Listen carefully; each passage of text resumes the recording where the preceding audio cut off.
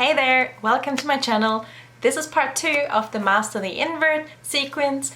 And yeah, in the first part I was talking a little bit about theory, so you can just go and check that out if you're interested in that. Today I would just like to give you some exercises to actually practice all of those different little movements that are taking place during the invert. And there's going to be like this little division as well as in the theory part into the hand grip, the hip flexion, as well as the arm action. Let's get started. So the first exercise will be about the hand grip, and we're basically just gonna work a little bit on squeezing those hands onto the pole and like putting the pole into the right spot. For this, we want our hands all the way up, as high up as we can. We can be on our tippy toes. We want to put the pole into the right spot, as we already discussed. Squeeze the hands and engage our shoulders, as we always do as pole dancers. So shoulders down and back, and now our chest is already touching onto the pole. That's fine. We just want to be holding onto the pole with our hands as much as we can and just get into that squeeze with our hand. We lift up our legs just to check whether we're really hanging or if we're sliding down. So just try to hold it for as long as you can, and then you can just repeat it another 2 times just to really work all those muscles in your fingers to strengthen your hand grip. So once more. High up as we can, shoulders down, and our chest is leaning onto the pole a little. And we're lifting up our legs and holding it here as long as we can without sliding down. If we're sliding down, that's okay too. We're just practicing, so it's not the end of the world if you are sliding down. It will get better over time. So part 2 was the hip flexion. So for the hip flexion, we're going to come to the ground, and we're actually going to do the same exercise that I was showing you in the video before to explain what is happening here. So we're basically going to do the same thing. For this, we're going to lie all the way down on the floor, just like this, taking our hands up in the air or just on top of our head, however you prefer. We're trying not to use our hands, not to take momentum. So we really want to bring our legs up nice and controlledly. You can go slow motion to really check if you're not taking momentum, and let's go. So I'm just gonna flex my hip first and then do a pelvic tilt and come all the way up and over, and I'm still not using my hands, and we come all the way back down, nice and controlled, just like that. If you think like, oh no, that's not possible, you can actually put your hands down next to you and press them into the ground to just help that movement out a little bit. So you can just press a little to be able to come up, but really try to feel for this pelvic tilt, for this action. Really try to feel for it.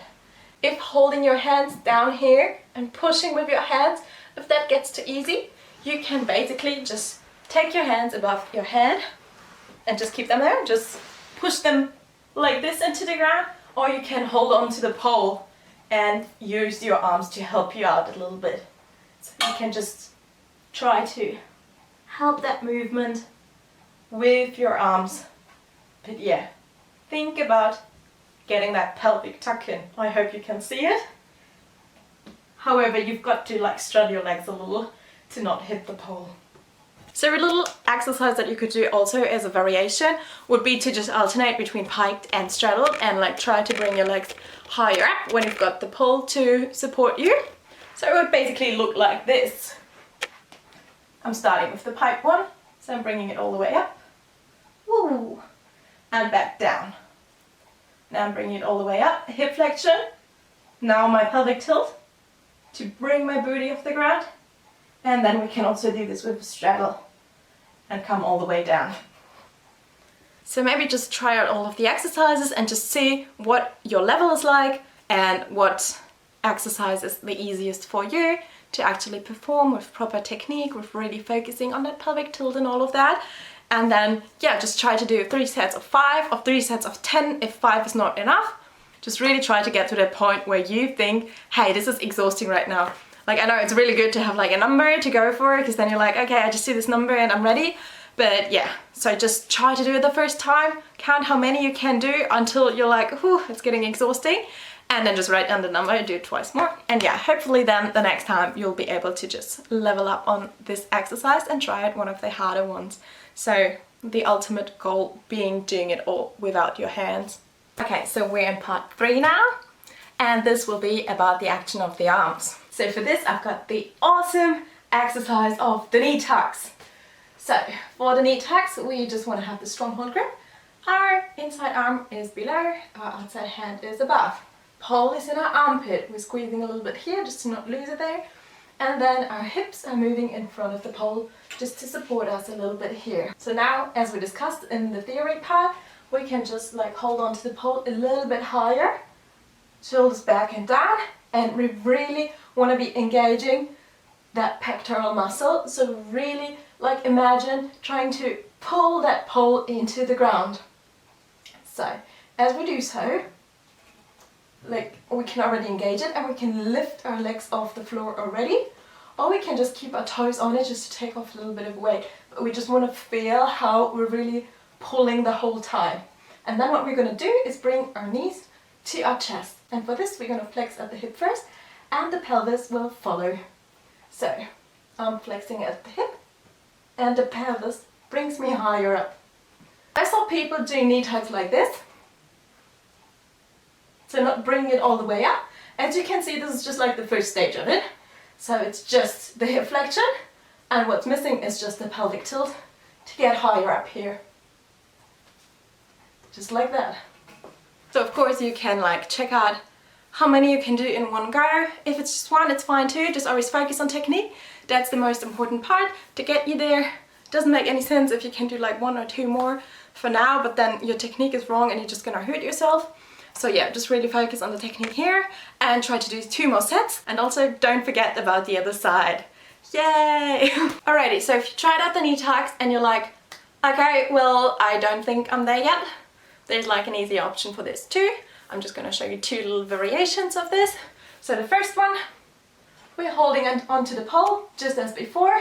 All the steps are the same, but this time we're just gonna lift one leg off the ground and the other leg will follow and come back down. You can either try to hold it as long as you can, or you can just do more reps of this, however you like. And then the second option is to just lift one knee as high as you can, and then the other knee joins. Just like that. And also you can hold it for longer, or you can just do more reps. And also for those exercises, it doesn't really matter what leg goes first. But it does matter that you do both sides, because otherwise we're going to be Hulk on the one side and just like a fairy on the other side. So if knee tucks are no problem, we can of course take this further again. So now we're going to try to do knee tucks, but take our knees further apart. So rather than taking them just up with the pelvic tilt, we're taking them to the side with the pelvic tilt. Both of them to the right and left. And yeah, just see how we go with that. So for this we're going to do all the same things. Engagement of our arms, shoulders, and also hip flexion, pelvic tilt to bring our bum up even higher. If you're like, okay, yeah, cool, that's easy, no worries. We are just going to take it one step further, and as we are tilting the pelvis, we are trying to extend our arms to help lifting our bum all the way up. So just as before, we are going to engage our arms, keep our shoulders engaged. Now lift our knees up and to the side by flexing the hip and doing a little pelvic tilt and extending our arms to bring our bum really close to the pole and lower back down. Nice and controlled. There's no jumping into this movement. When we got to this point here, that we are like upside down, hanging around there, it kind of gets uncomfortable to just hang like this. So what we can do to help pull our body over, like more into the pole to get more stability, is just extend our legs. Because once we're over, extending our legs will just help us to keep us there. Let's have a look at that. So we are going to do all the things as we did before. I'm going to have my arms engaged, shoulders engaged, bringing the knee tuck all the way up and extending my legs in the end. And now I can kind of relax here, drink a cup of coffee, then bend my legs back together to make it easier to regress, and come all the way back down. Nice and controlled. So as already discussed in part 1, when we come out of the invert movement, we are trying to keep our legs as close to our body as we can, just to make it easier to come back. If you just want more details on this, just check out the other video. So, okay, the next goal would be to try out the invert with straight legs, which is just gonna take a little bit of time. You can always like stagger it down a little bit by just bending one knee, keeping the other one straight, then do it the other way around. And eventually, if you just keep practicing, you can do it with both. I'm just gonna show you each variation, so once with one leg bend and with both straight. So we're thinking about all the points as we before. And now, keeping one leg straight, I'm gonna keep the right one straight and bend the left one. We're just gonna pull, engage with our arms, and bring everything up. Extend, bring it back in, and keeping our legs close to our body as we come down, only releasing them in the last bit. So of course you can alternate here between the legs just to get used to it, and then eventually it will be fine to just do it with both legs. Let's do this with both legs straight. So holding onto the pole, thinking about it all. Arms, shoulders, hip flexion, pelvic tilt, extending the arms and coming over. And now I'm keeping the legs really, really close as I'm coming down, and the legs come down last. Because when coming down, it's more so the action of the arm, which is helping us by keeping our hip flexed. We're basically just taking weight out and making it easier on our arms. If you want more details on that, just check out the other video. So there were also 2 common mistakes that I told you to think about a little, and I'm just gonna resolve those now. So the first one, you could even pay attention to that when you're doing the exercises now, is people jumping into the invert. So people are just standing around here and they try to jump into it. But what they don't notice is when they start jumping, they're usually so focused on the legs jumping up that they just forget about the arm engagement, because it's actually the arms starting the movement, as I've already explained, and it's actually the arm movement that does everything. So we don't have to focus so much on the legs. The legs are just there folding to help us get over. So the legs and the hip flexion and that, it's just helping us to perform the move. It's not actually the part that really gets us there. It's just something that gives us this little push to actually get into it, like a little support. But yeah, without the arm engagement, this is not gonna work out. So if I don't have my arms engaged straight from the beginning, because I'm jumping up not thinking about it, and also if you're jumping up, it's really hard to get all the engagement, to control that hip flexion and the pelvic tilt. It's really, really hard to control all of this when you're jumping up, because you're suddenly up here. And well, you notice it's not really that easy to engage all those things when you're up like that. It's just too quick for your brain. The second mistake was people doing this. And then they're hanging here like that, and they're like, okay, this is really exhausting. So, what was wrong here? We forgot about that pelvic tilt to get our bum higher. When we don't get our bum higher, gravity will always push us down to the ground. We're trying to get us down. As soon as we're up straight, it's not that bad anymore, because we're in kind of like a spot where gravity doesn't affect us that much anymore, because we're more or less in a straight line, which makes it a lot easier to hold, to hang on our arms like that, than having it on an angle. Just the same way as it's harder to hold like this, as opposed to that one. So, if we do that move again, the person was here, and now really tilting the pelvis in, and extending the arms. Extending the legs, and coming back down the same way. That's the problem. So if your hip's not all the way up, gravity will just take you all the way back down. Also, one thing that might be helpful is that when you're doing the invert, you're actually trying to look towards your legs, or in between your legs. So you're just trying to keep your gaze over here. So just like that. So I'm always kind of looking into the direction, having my head in here, rather than looking like this, which just confuses you a lot. And yeah, it's really hard to control everything when you're doing this, because you get more feeling of you're already inverted all the way up, but maybe you're just halfway there, but it just feels like you're already upside down because your head's just moving down. And also it might be like scarier for people. So maybe just try to keep your gaze there. This might also help you with the body alignment then. So one last important thing to keep in mind is that the progress will not be from today to tomorrow. So it's not like you're watching a video now and you're like, okay, cool, I've got it all, I understand it all, and then the next day it's like, boom, got it. It's just something you've got to get used to.